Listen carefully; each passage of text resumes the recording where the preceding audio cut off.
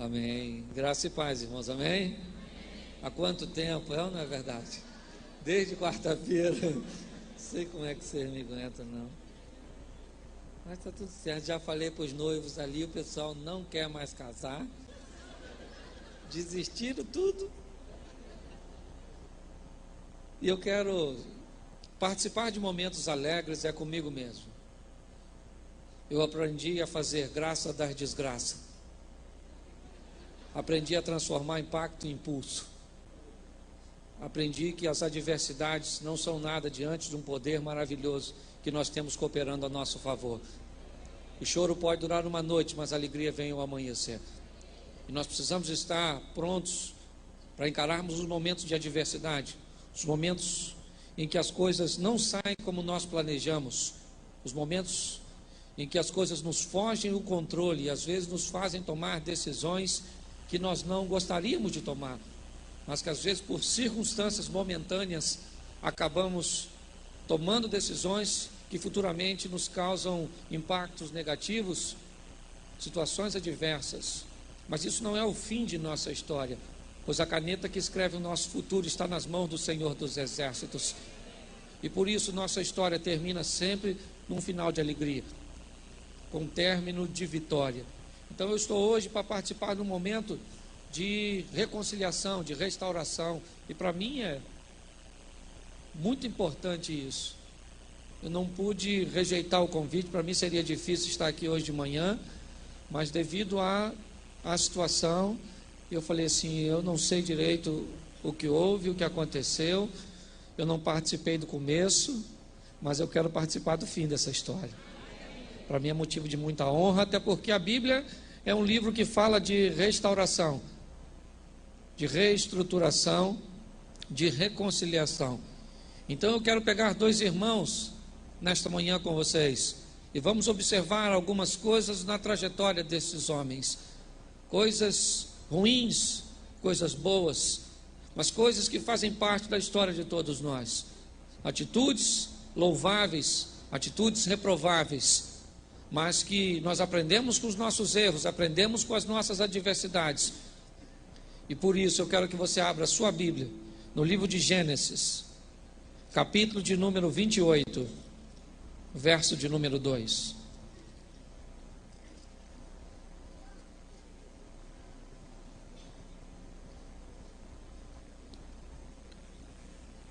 Gênesis capítulo 28, verso de número 2. Amém? Nos diz assim a palavra do Senhor: levanta-te, vai para Padã Arã, a casa de Betuel, pai de tua mãe, e toma de lá por esposa uma das filhas de Labão, irmão de tua mãe. E o Deus Todo-Poderoso te abençoe, te faça fecundo, te multiplique, para que venhas a ser multidão de povos. Feche seus olhos agora. Senhor nosso Deus e Pai, em nome de Jesus, eis aqui a tua palavra. Queremos continuar ouvindo a tua voz, por isso fala conosco e usa-me como um canal de bênção nesta hora. Pelo poder do nome de Jesus é o que eu te peço. Amém, glória a Deus. Amém? Estamos diante da história de Jacó e de Esaú, os dois filhos de Isaac. Estamos no momento em que a separação ocorre. O momento em que Isaac e Rebeca chamam Jacó e diz: Jacó, está na hora de você partir. Está na hora de você ir embora e vamos te enviar à terra de Padã Arã, a casa dos parentes de tua mãe, e você vai para lá, porque não há mais possibilidade de você viver junto com seu irmão. A situação que aconteceu era extremamente desagradável, desconfortável, e Jacó havia cometido alguns erros, havia cometido algumas situações que ele não deveria ter feito, mas acabou fazendo. O que levou Jacó a fazer, eu não sei, porque às vezes as circunstâncias nos envolvem, às vezes nós somos envolvidos em situações que acabam nos conduzindo a praticar coisas que não praticaríamos, mas faz parte de nossa história, faz parte de nossa vida. E Jacó cometeu algumas coisas que não deveria ter feito. E isso trouxe uma quebra de relacionamento. Isso trouxe uma separação a ponto dele ter que se mudar do local onde estava. A ponto de ele ter que partir. Não havia mais possibilidade de convivência naquele momento. E Jacó vai viver a sua vida em Padã Arã. Ele é abençoado por seu pai Isaac e vai embora. Vai viver a vida dele. A partir daquele momento, Deus começa a abençoar Jacó. E Deus também abençoa Esaú, que vai crescer, vai se casar, vai constituir um povo poderoso, rico. Mas uma coisa me chama a atenção nesse texto. Deus faz prosperar Esaú, Deus faz prosperar Jacó. Não há problema no que diz respeito à vitória, nem para quem partiu, nem para quem ficou.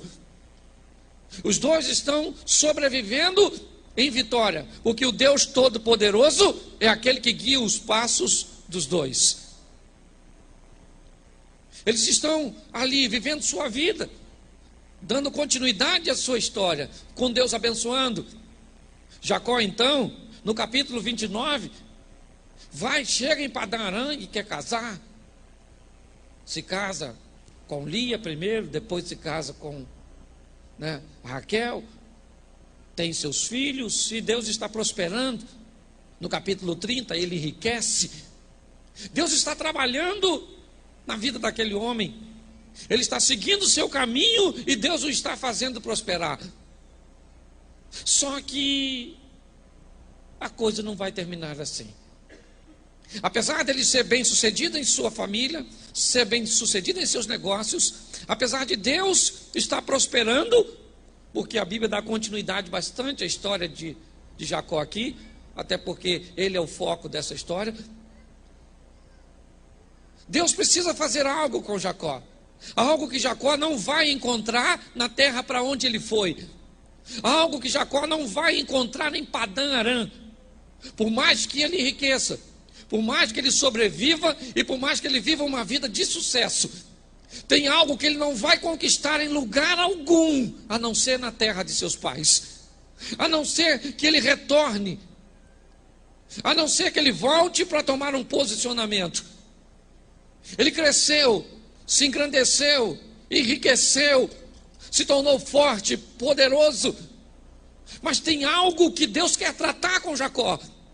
Tem algo que Jacó não vai encontrar em Padã Arã e nem em nenhum outro lugar. E ele precisa ser tratado. Deus precisa trazer Jacó de volta à terra de seus pais.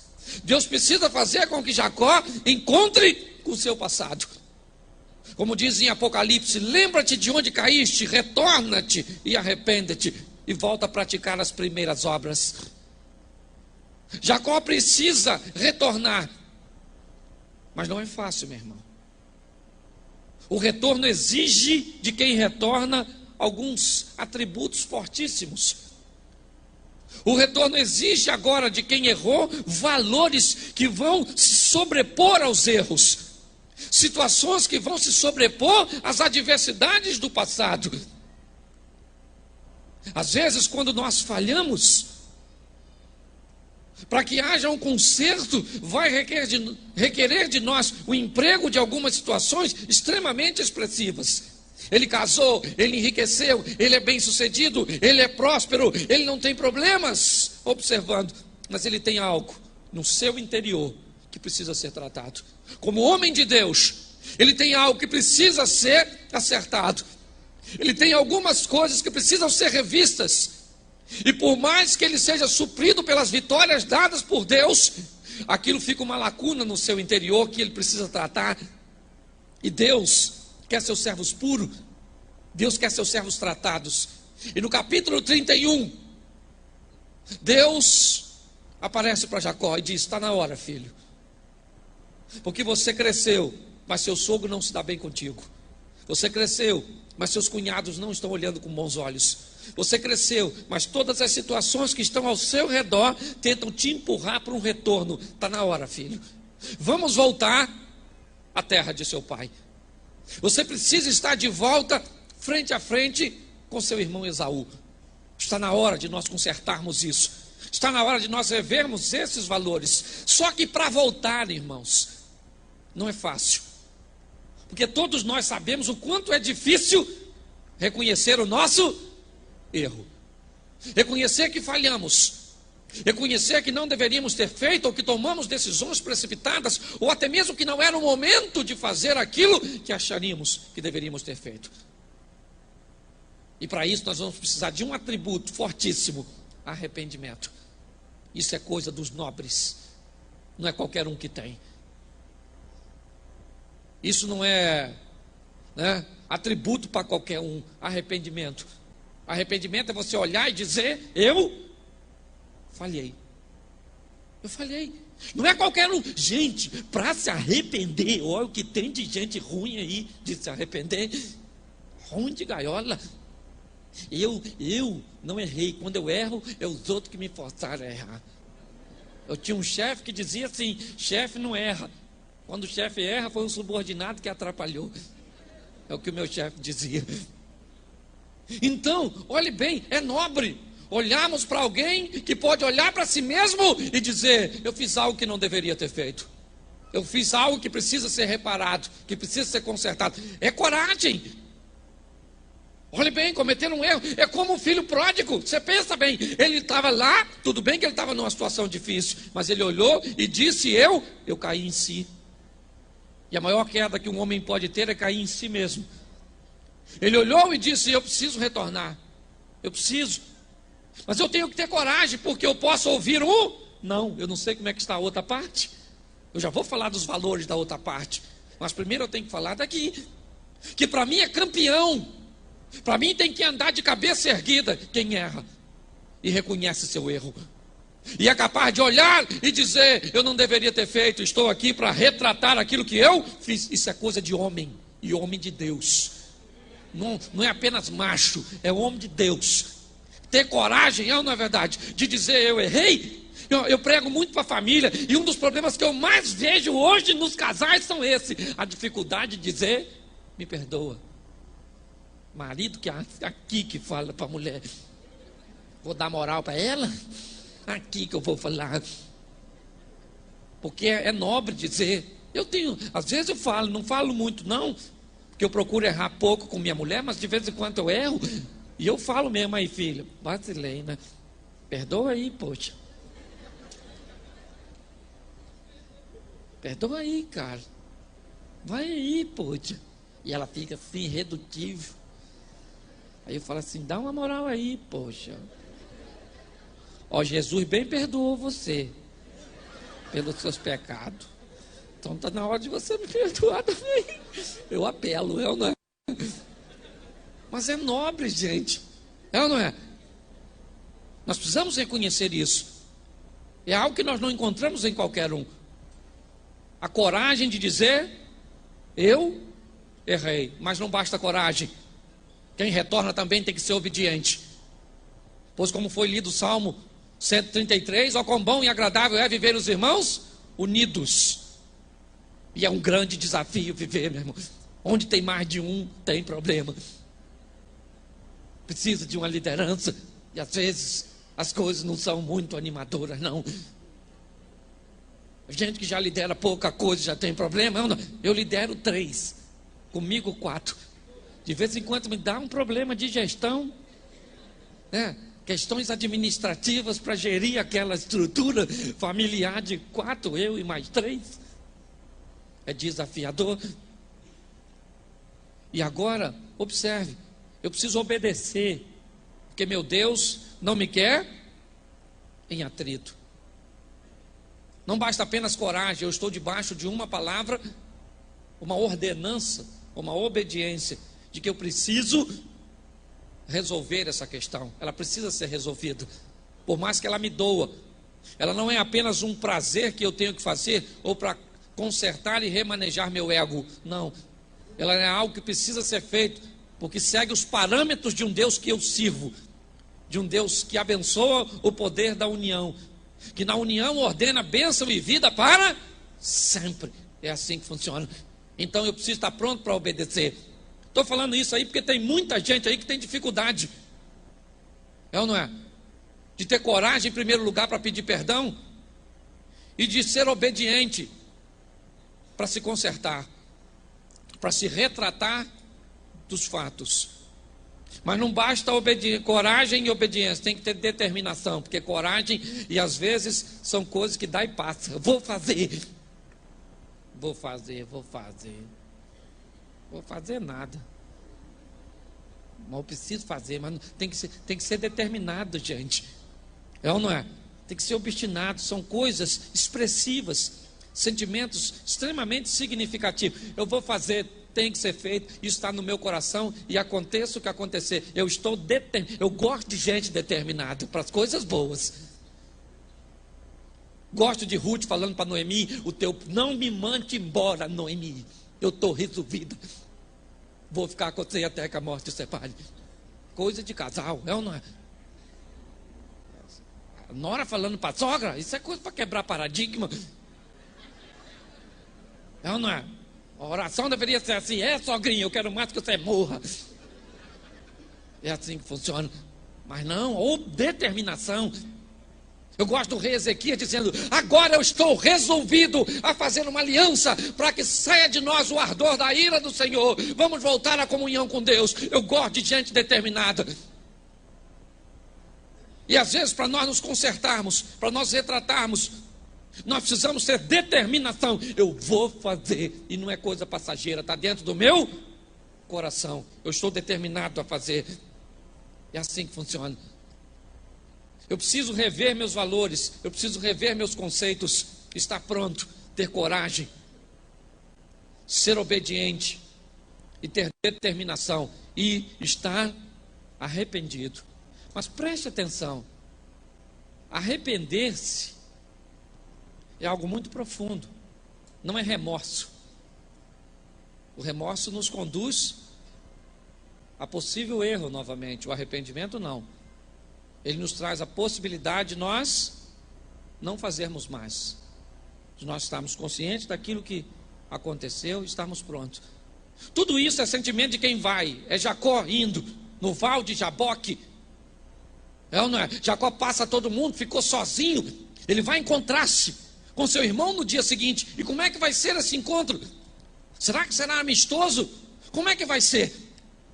Ele tem que ter coragem, ele tem que ter força. Ele não quer conversar com ninguém, ele está sozinho. Ele precisa de momento para falar com Deus, porque ele sabe que o Deus dele também é Deus do seu irmão. Ele precisa conversar com Deus. Então ele fica sozinho no val de Jaboque. E aparece o anjo, e Jacó está tão confuso que luta com o anjo. Não sei como é que aconteceu isso. Lutando com o anjo, Jacó a noite toda. Ele agarrou o anjo, falou assim: só vou largar você quando você me abençoar. Que bênção ele queria? Dinheiro? Dinheiro ele tinha. Uma família grande? Tinha 12 filhos e uma filha. 11 até agora. Benjamim vai nascer mais à frente. Família grande ele tinha, dinheiro ele tinha. O que esse homem quer? O que está atrás? Ele está buscando algo no seu coração. Que bênção é essa que Jacó disse: eu só te largo depois que você me abençoar. O que fez Jacó tomar essa decisão? Algo que ele tinha no seu coração, o desejo de se reconciliar. Ele precisava que Deus desse a ele a bênção do perdão, a bênção da reconciliação, a bênção do estreitamento de relacionamento. Hoje estamos diante de uma mesa que fala disso: perdão, restauração, restabelecimento. Estamos diante de uma mesa que não nos permite acusarmos ninguém, porque todos nós temos nossos defeitos, todos nós temos as nossas falhas. Às vezes somos rigorosos demais ao cobrar dos outros, somos rigorosos demais a requerer dos outros, mas esquecemos de olhar para nós mesmos. Jacó olhou para si e disse: eu estou precisando, Deus, eu não preciso de dinheiro, eu não estou precisando de uma família grande, isso eu já tenho. Eu não estou precisando de vitória, isso o Senhor já me deu. Eu não tenho dúvida de que o Senhor é comigo. Eu só preciso de uma coisa: eu preciso consertar algo que me machuca. Eu preciso rever algo que ainda me dói. Eu preciso, e é isso que eu quero, Pai. Me dá essa vitória. Me dá. E ele recebe aquilo. Aquilo que ele foi buscar, ele recebe. Ele sai de manhã para ter um encontro com seu irmão. E lá vem o capítulo 33 de Gênesis. O retorno. Parece até coisa de filme, não é? Mas ele vai encontrar. Precisa abrir não, depois você lê, porque tem que ler tudo. Eu não posso ficar falando tudo aqui também não, que ainda tem ceia. Aí eu estou abreviando o negócio aqui. Também não estou aqui para eu, não. Fica quietinho aí que eu vou falando aqui. Agora mesmo eu termino. Então observe só. Agora quem é que vem? Agora entra em cena. Depois dessa história toda, depois da Bíblia se centrar em Jacó, depois de mostrar seu casamento, que não foi fácil não, meu irmão. Foi fácil não. Ele casou primeiro com uma mulher, enganado. Sofreu pra caramba, gente. Foi difícil para ele. Talvez em suas adversidades ele lembrasse, porque às vezes nós lembramos quando nós erramos e enfrentamos adversidades. Nós sempre temos por hábito associar às vezes as adversidades ao que nós fizemos. É ou não é? Você vê que ele casou com Leia. Foi mole não, o cara trabalhou 7 anos, gente, para casar com ela. Aí, se eu estou lá, eu ia falar, Labão, tem uma mulher mais barata aí não? Pô, 7 anos é muitos anos, cara. Pô, tudo bem que ela é legalzinha, mas 7 anos, ninguém aguenta. Ele trabalhou 7 anos, estava escuro. Ele casou com Leia. A Bíblia diz que ela tinha um olho para arquibancada, o outro para geral. Uma situação difícil pra caramba. Tu tá rindo porque não foi tu. É um campeão, um vencedor, mas teve que lutar muito. E ele nem pôde reclamar muito com o Labão. Não pôde não. Como é que ele ia reclamar com o Labão? Porque quando ele sofreu o engano, o que é que ele pensou? Eu estou colhendo o fruto daquilo que eu... Isso, porque Deus estava falando, tu tem que voltar lá, meu irmão. Tu é um homem de Deus. Tu é meu servo. Não é para viver assim. E agora ele vai voltar para encontrar o irmão Esaú. E lá vem Esaú. 400 homens, bonito na fotografia. Que também estava legal, porque agora a história se concentra em Esaú. Agora a história volta para ele. Porque alguém está disposto a se retratar, mas tem a outra parte. E a outra parte também precisa ser observada. É ou não é? E agora eu vejo valores em Esaú, extremamente expressivos. Valores extremamente significativos. É um homem forte, suficiente para saber que Deus faz justiça ao invés de vingança. Amém? Às vezes nós, quando estamos machucados, queremos também. Tomara que vá para a tua vida as pragas tudo do Egito. Também você mexeu comigo, não foi? Eu sou menina dos olhos do Senhor. Já vi crente assim, macumbeiro.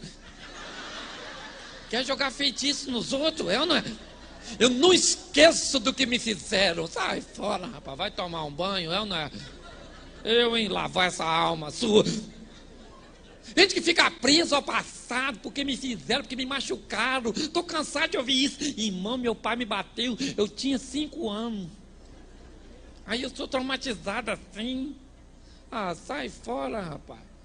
Hein? É ou não é? Não, eu vejo força aqui em Esaú. Força suficiente para olhar e dizer, se o tempo passou, eu fui bem sucedido, Deus foi comigo, erro é a coisa que acontece. Eu só preciso de uma decisão da outra parte de vir falar comigo, mas meu coração está limpo. É isso, força. Força para saber que Deus é justo.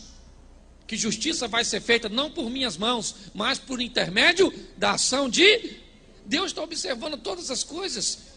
E nós precisamos estar prontos para perdoar. Quero falar isso para você. Gente que tem dificuldade de perdoar, Deus quer falar isso com você nessa manhã. E pior, tem gente que diz assim, ó, eu perdoo, mas é você lá e eu cá. Tem gente que perdoa sim. Pode perdoar sim? Pode. Pode sim. Tem problema não. Pode perdoar sim. Só que Jesus disse assim, com a medida que você medir, você vai ser... Aí Jesus vai falar, eu te perdoo, mas você lá no inferno e eu aqui no céu. Você não perdoa os outros assim? Você vê, Jesus perdoou Pedro, que é um cara nó cego igual Pedro, gente. Jesus fez coisa por Pedro que você imaginar. Eu fico olhando, esse dia eu estava pregando, o cara falou até um palavrão dentro da igreja. Um visitante chamou Pedro de não sei o que lá, minha mulher que estava perto. De tão indignado que ele ficou com Pedro. Mas eu preciso, Ana, preciso lidar e aprender a lidar com essa circunstância. Você vê, Jesus foi na casa de Pedro, curou a sogra de Pedro. O único agravante que eu vejo foi esse. Não vejo outro. O restante, Jesus fez tudo certinho. Agora, curar a sogra, não sei se Pedro ficou satisfeito, é ou não é? Isso eu tenho minhas dúvidas. Mas fez Pedro andar em cima d'água, é ou não é? Pedro andou em cima d'água. Botou a orelha do soldado no lugar. Pedro ia morrer porque cortou a orelha do soldado. Ele tentou contra a vida de um oficial romano. Erro, é ou não é? Poderia ter causado uma chacina. Aquela reação de Pedro. Jesus é que pegou a orelha e falou: soldadinho, vem cá, meu filho. Encaixou a orelhinha. Falou: tá ouvindo, meu filho? Rapa fora, é ou não é verdade? E deu tempo de Pedro fugir, que senão Pedro seria preso também. Mas Jesus apagou a prova contra Pedro. Depois de tudo isso, Pedro falou: aí Jesus, ainda que todos te neguem, eu não te negarei, vou morrer contigo. Jesus falou: fala besteira não, Pedrinho. Antes do galo cantar, meu filho, tu me nega 3 vezes. Ele pensou: nego nada.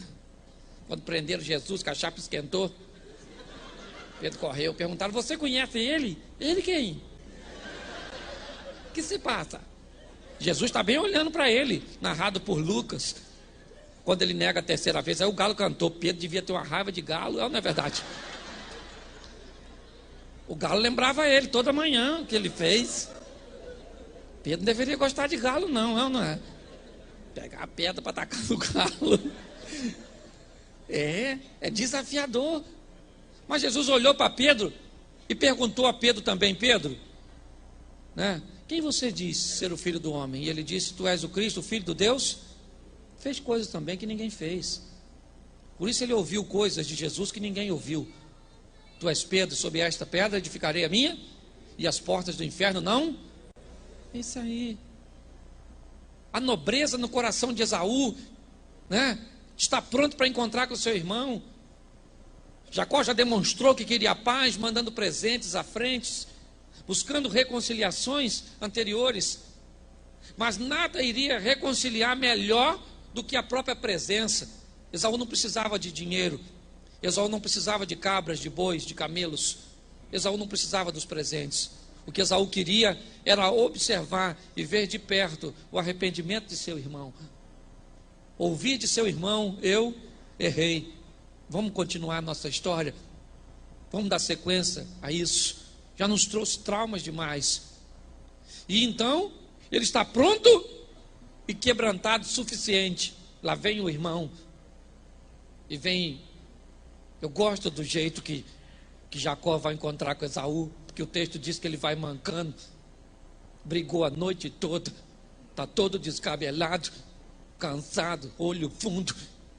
Deus sabe como faz. É um sinal de maior quebrantamento. E vem o irmão.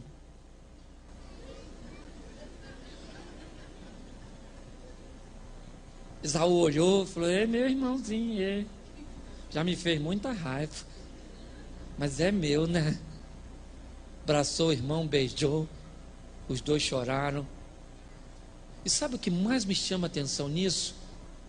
É que tem espectadores observando. E um deles é o filho mais novo de Jacó, chamado José, até o presente momento. José está observando aquele momento de reconciliação. E talvez esse seja exatamente o suporte que deu a José forças para perdoar seus irmãos assim que chegaram no Egito. Porque o que nós fazemos gera um legado para a eternidade. Hoje nós estamos aqui celebrando um momento de restauração, de união novamente. Isso é muito importante. Os dois foram viver a sua vida depois daquele encontro, mas na morte de Isaac, Os dois estavam juntos, sepultando seu pai. O que demonstra que houve uma reestruturação. E é isso que eu quero deixar, não para este momento apenas, mas para a nossa vida por inteiro. Pois amanhã erraremos com alguém, ou alguém errará conosco. Amanhã teremos adversidades para encarar, situações difíceis. Teremos que ser homens com coragem, com determinação, com obediência para pedir perdão. Mas teremos que ter força e quebrantamento também para perdoar. Glória a Deus por este momento. Glória a Deus por aquilo que nós estamos vivendo aqui. E eu quero que você feche seus olhos agora. Eu quero orar. Quero agradecer por este momento. Senhor nosso Deus e Pai, em nome de Jesus, eu quero te louvar por este momento, por tudo aquilo que o Senhor está fazendo neste lugar. Que isso seja notório diante de toda a tua igreja, em um exemplo fiel para todos os teus servos, para todos nós que estamos aqui nesta manhã. Nós somos passíveis de erro, nós não estamos acima dos erros, mas temos coragem, como hoje está acontecendo. Somos obedientes, nos arrependemos, e aquele que se arrepende alcança misericórdia. Estamos diante também de tua mesa, e hoje também temos que pedir perdão, Pai. Pedir perdão pelos nossos pecados, pelas nossas falhas, pelas nossas cobiças, mentiras, pelos valores que achamos ser corretos e não são. Nos perdoe, Pai. Que a oração que tu nos ensina nos diz que assim como o Senhor nos perdoou, nós também deveremos perdoar o nosso irmão. Muito obrigado por este momento. Muito obrigado por participarmos deste momento, pois ele entra em nossa memória para a eternidade como um legado que precisa ser seguido, que precisa ser acompanhado.